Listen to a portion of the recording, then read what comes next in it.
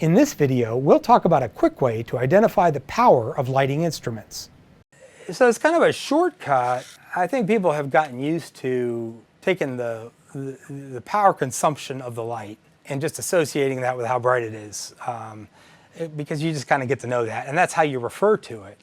So back like when I was in college, like when lighting started, everything was tungsten, right? So it was incandescent lights, and they looked like that. I actually have one of those, so Mole Richardson made these lights. But the thing about this, the significant thing is, a lot of the terms for lights, the names and stuff, came from this era back in 19 whatever, I don't know, Baby, Junior, all that stuff, those names. And they kind of standardized the wattages. So, you'd have a 150 watt unit and a 300 and a 650, 1K, 2K, 5K, 10K, and they all have their little nicknames. Well, everybody kind of got used to, they knew how bright a 150 was, they knew how bright a 300 and a 650. And so on a set, that's how you would refer, you'd say, give me an Inky, or give me a tenor, or whatever, and the little nicknames for those things. And this is a shorthand for the brightness of the light without going through all those calculations and things. And it really hasn't changed. You jump up to like an LED, the only real difference is they're about 6 2/3 times more efficient.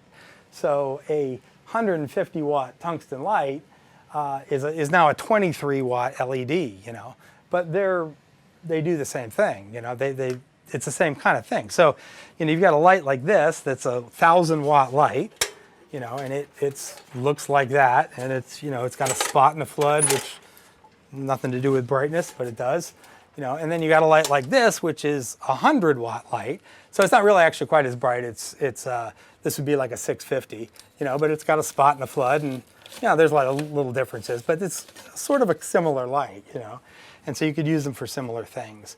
This one's daylight balanced, it's blue, and this one's tungsten balanced because of the technology. But this one makes a lot more heat, uses a lot more energy. It's a dinosaur, but the brightness, you can kind of just get used to what different units do. Basically, the level of a light like that-ish is oftentimes, if you were just going to do like an interview, you just had somebody sitting there and you get a shot of them, that's kind of about the amount of light you'd probably have for that. And so like these lights, which is a 1x1 panel, it's a Light Panels Astra 6X is what this thing's called.